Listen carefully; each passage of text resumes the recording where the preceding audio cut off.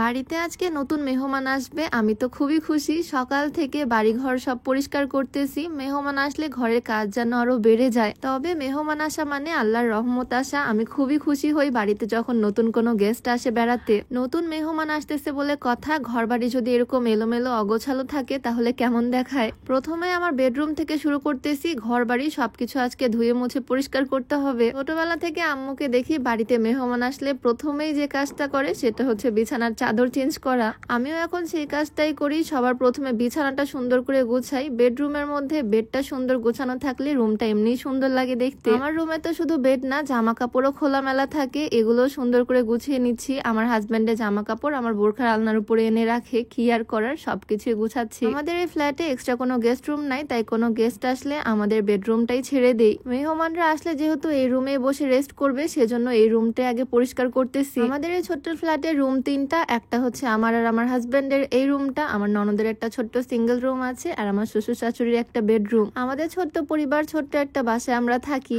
আমার বেডরুমটা প্রথমে পরিষ্কার করে নিলাম, আর তারপর চলে আসলাম ড্রয়িং রুমে। আমাদের ড্রয়িং রুমে সুন্দর একটা মাছের অ্যাকোরিয়াম আছে, সময় নাই থাকলে এটাও পরিষ্কার করতাম। বাড়ির মেন দরজা খুললে যেহেতু ড্রয়িং রুম, সবার প্রথমে এখানেই আসতে হয়, তাই এই জায়গাটা আমি সুন্দর করে একটু গুছিয়ে রাখার চেষ্টা করি। আমাদের এই ড্রয়িং রুমের সোফা সেটটা কাঠ দিয়ে বানানো, অনেক পুরাতন। তবে এই সোফা সেটে নতুন একটা কভার লাগালেই অনেক সুন্দর লাগবে দেখতে, সোফার লুকটাই চেঞ্জ হয়ে যাবে। একদম রয়্যাল ব্লু কালার একটা সোফা কভার আমি অর্ডার করছি, দেখো কালারটা কি সুন্দর। এইটা সোফাতে সেট করলে খুবই সুন্দর লাগবে, দেখা যাক। গতবারের মতো এবারও আমি সোফা কভার অর্ডার করছি Aiman home textile and fashion Facebook page থেকে, কারণ তাদের পেজের সোফা কভারের কোয়ালিটি খুবই সুন্দর, একদম অরিজিনাল তুর্কি সোফা কভার। এই সোফা কভার গুলো যদিও একটু ভেলভেটের মতো, খুবই সুন্দর ফেব্রিক্সটা। এই পেজ থেকে আমি ম্যাক্সিমাম সময় সোফা কভার অর্ডার করি, কারণ এখানে আফটার সেল সার্ভিস আছে। আমি হাতে পাওয়ার পর যদি সেটিংসে ফিটিংসে যে কোনো প্রবলেম হয় আমি কভার রিটার্ন করতে পারবো। তবে আজ পর্যন্ত কোনো সমস্যা হয়নি, খুব সুন্দরভাবেই সেট করে ফেললাম। সোফা কভার লাগানোর পর ড্রয়িং রুমের লুকটাই একদম চেঞ্জ হয়ে যায়। যে কোনো শেপের সোফার জন্য তোমরা কভার অর্ডার করতে পারো, যে কোনো কালার, যে কোনো ডিজাইনের।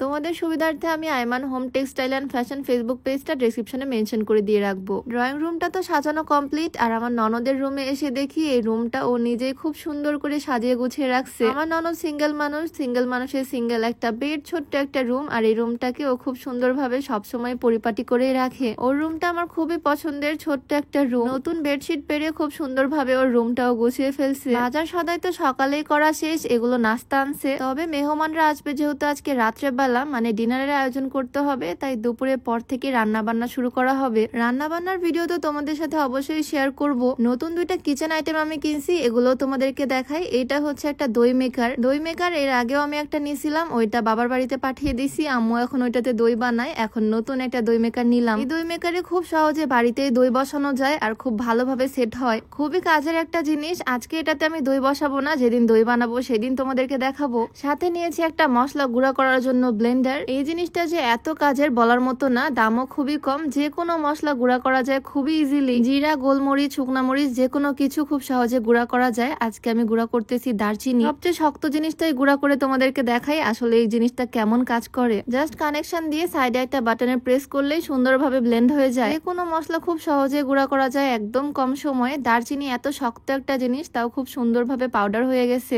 আর একটু সময় নিয়ে করলে একদম এরকম মিহি গুঁড়া হয়ে যায়। খুবই কাজের একটা জিনিস এটা। দুইটা জিনিসই তোমরা পেয়ে যাবা cute glam decor Facebook page থেকে। পেজটা যদিও একদমই নতুন, বাট ট্রাস্ট করে তোমরা নিতে পারো, ক্যাপশনে আমি মেনশন করে দিব।